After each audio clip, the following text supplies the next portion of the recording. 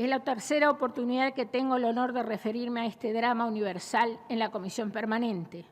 Lo hice como diputada en enero de 2019 y como senadora en enero del 2023. Inevitablemente corresponde que revise mis propias afirmaciones anteriores y hoy, con el enorme honor de detentar el Premio Jerusalén 2023, otorgado por la Organización Sionista del Uruguay. Con orgullo y pesar, señor presidente, aunque parezca contradictorio, hoy voy a recordar algunas de las reflexiones por la vigencia, aunque anunciadas como advertencias en esas otras dos oportunidades anteriores, y tal vez ante una mirada incrédula de muchos de nosotros. En enero del 2019 nos centrábamos en la educación como necesario fundamento de la formación ciudadana. Decíamos que no está lejos el nazismo de nosotros, por eso preferimos el concepto de Shoah para reafirmar el nunca más. La Shoah como proceso. Holocausto lo denominan las Naciones Unidas, que como una sola anotación que después como país tendremos que revisar. Hoy más que nunca su actuación nos deja un sabor amargo de ineficacia y en algunos casos de complicidad. El Holocausto es el proceso de aniquilación sistemática y programada, eliminación física y de identidad para aniquilar al que consideran diferente. Por eso preferimos usar la Shoah, porque es un proceso que se considera en permanente vigencia. ¿Por qué el pueblo judío? Por varias razones, pero vamos a hacer lo más rigurosos posibles, por su religión monoteísta y por la defensa de su libertad frente a los tiranos, frente a los imperios. Podemos iniciar el recordatorio con la destrucción del primer templo por los babilónicos en el 586 a.C. También podemos citar a los romanos, a los otomanos, a los ingleses. ¿Por qué hacemos hincapié en esto? Porque oímos permanentemente falacias y mentiras con respecto a cómo se dio el proceso histórico de la presencia del pueblo judío en Israel y en todos los lugares de Europa, Estados Unidos en general, en todo el mundo. ¿Y por qué? Por eso tenemos que tener cuidado con las mentiras permanentes, basadas en la ignorancia o la indiferencia que considera Israel como ocupante de territorio ajeno. En 2019 advertíamos el negacionismo, que puede ser y es por motivaciones intelectuales, económicas o políticas. También hablamos de una historiografía sobre el pasado relativamente reciente. Hoy es presente. También advertíamos sobre la historiografía de anécdotas y relatos. Hoy comprobamos en tiempo real que estas son fundamentales por los crueles y degradantes. Debemos instalar en análisis de lo que sucedió y sucede como un acontecimiento social, por eso es Shoah, porque son historias reales y no de ficción. Los protagonistas, los perpetradores, por un lado, y las víctimas. Hoy los vemos en nuestros televisores, en nuestros celulares, también a los cómplices y financiadores, aunque estos se ven menos, pero Irán siempre está. En enero de 2023 hacíamos énfasis en que las piedras, las balas, las cámaras de gas dejaron escombros, pero el pueblo judío se reconstruyó al igual que Europa y Japón, pero especialmente el pueblo judío de esos escombros. No obstante, nos preguntábamos en enero de 2023 que se podrían preguntar el pueblo judío, no los otros pueblos, porque tenían su patria, a qué patria podían volver. Y esa patria se fundó y nosotros participamos en su configuración y su fundación en 1948. El pueblo judío, no obstante tener su patria, siguió sufriendo ataques bélicos y mediante la profundización del negacionismo y antisemitismo en esa Europa, en ese Estados Unidos, en América y en nuestro país, que también somos víctimas. Nos estamos dando cuenta. Los perpetradores, antes como ahora, no son grupos aislados, están organizados como cultores del odio. La muerte les causa placer y los autócratas, antes como hoy, se sienten dueños de la verdad y de la justicia. Por eso, más que nunca, más democracia y más república. Esa es la gran diferencia de Israel. Israel es la única democracia del Medio Oriente. Hay que ponerle freno a la mentira y a la repetición de ella. Hay que derrotar la falacia social de antes y de ahora. Y sobre todo, señor presidente, la banalización de la información de medios de comunicación, intelectuales o universidades y organismos internacionales. Advertíamos en enero de 2023 que debíamos estar en estado de alerta implacable y constante. Volvimos a fallar. No veamos a los autócratas como locos que acceden al poder. Los dejamos acceder por acción o por omisión. Hoy las víctimas de un nuevo holocausto, porque el holocausto no está definido por el número de víctimas, para eso está el concepto de genocidio, se define y se sustenta ideológicamente y por sus acciones. No podemos ser testigos silenciosos, y ya no somos más testigos silenciosos, ni el pueblo judío, ni la civilización occidental judío-cristiana, de personas ausentes.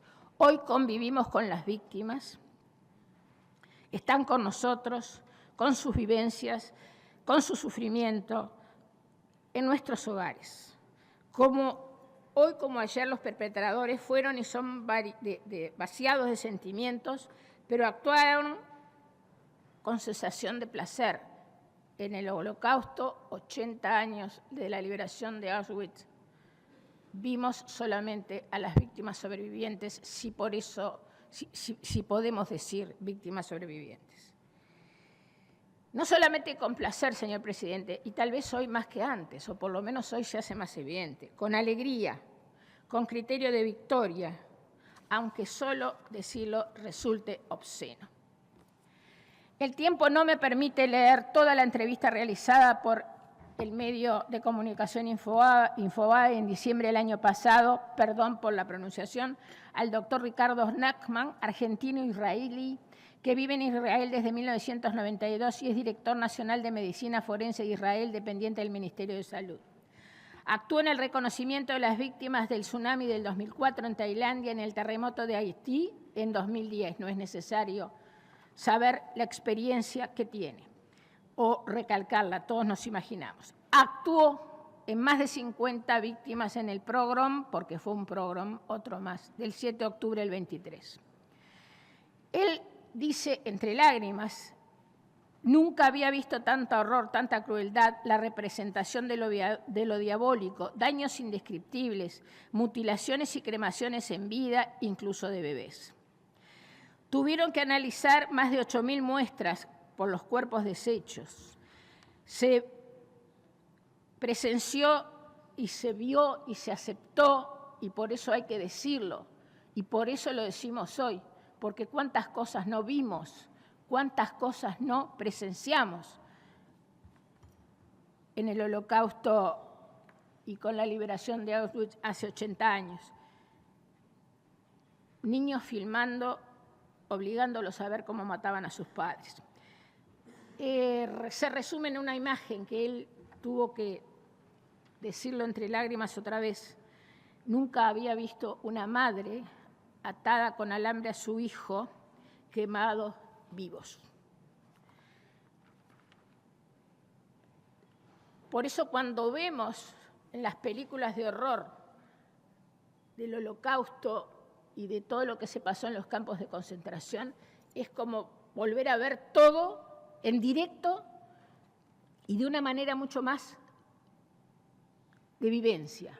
Por eso queremos hacer referencia hoy, y no nos pareció correcto, por eso no lo hicimos, recordar a la familia Vivas, que todos hemos visto, el papá, la mamá y los dos bebés, que el bebé más chico cumplió 1 año en cautiverio. Se exterminaron, o hubo víctimas, y hay víctimas de 15 países diferentes. 15 países diferentes.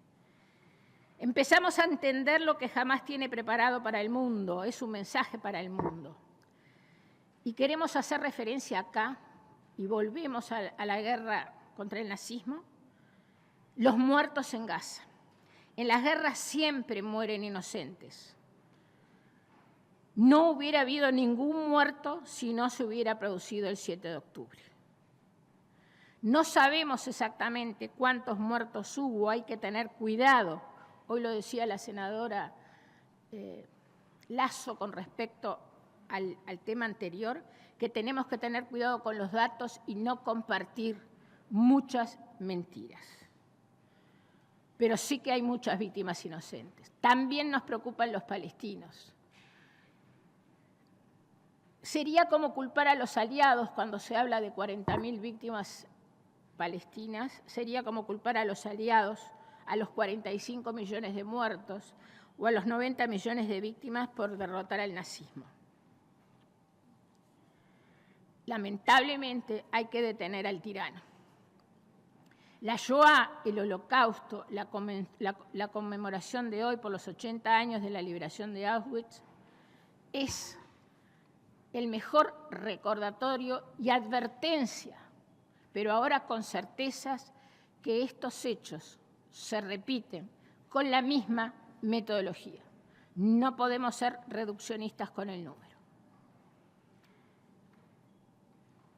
Hay una cosa con la que quiero terminar, señor presidente, y todos lo sentimos así, hablo por mí, ¿no?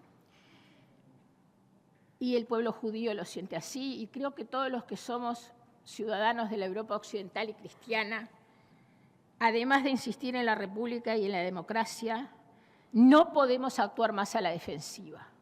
Ya se cometió ese error. Lo cometió Europa, lo cometió Estados Unidos. Dejaron avanzar al monstruo. No más a la defensiva. No más victimización del que fue también como una forma de reaccionar sin saber por qué a la envergadura del monstruo el propio pueblo judío. No más aceptar a los cómplices, que son muy visibles cada vez más. Hoy los enemigos de Israel, como lo fueron antes, y todo el mundo occidental judío-cristiano saben que lucharán hasta el final. Tregua sí, pero no rendición. Hoy es una conmemoración diferente. Reitero, no solamente por los 80 años de la liberación de los prisioneros de Auschwitz. Hoy sabemos que el terrorismo no tiene fronteras y que vienen por toda nuestra civilización y por todos nuestros valores. Y como estamos en esta conmemoración, tuve el atrevimiento de leerlo en español, obviamente porque no sé hebreo, para que todos nos entendamos mejor. Y reivindiquemos la comunidad internacional para enfrentar este tipo de atrocidades, como otras que sabemos que existen, pero ahora nos ocupa esta. En el Maimónides, la reducción de los prisioneros tiene para los judíos prioridad sobre el sustento y la vestimenta de los pobres. Los prisioneros forman parte de los sedientos, hambrientos, desnudos, estoy leyendo textual en español, y en peligro de muerte. Quien desvía los ojos de su redención transgrede muchos versículos, pero en especial no endurecerás tu corazón ni amarrarás tus manos, no te quedarás de pie mientras la sangre de tu prójimo se derrame. Amarás, y esto es común a toda nuestra civilización, a tu prójimo como a ti mismo. Por eso Israel no mide costos en liberar terroristas encarcelados por rehenes. Hasta el día de hoy serían 1.750 terroristas por 33 rehenes. Una de las mentiras que asistimos casi diariamente en medios de comunicación, no son rehenes por rehenes. Son terroristas encarcelados de acuerdo al régimen jurídico de un Estado democrático y de acuerdo a las normas internacionales a los cuales Israel, con amplio criterio ético y humanista, compensa por cada rehén que está siendo liberado con muchísimas dificultades e incumplimientos. Por eso Israel hoy es el muro de contención del terrorismo que no tiene fronteras. Pero los judíos y toda la civilización occidental judio-cristiana debemos ir hasta el final para lograr la paz definitiva. Nunca más a la defensiva frente al tirano. Nunca más a la defensiva frente a las tiranías y frente al terrorismo. De esto depende nuestra supervivencia como civilización. Muchas gracias, señor presidente.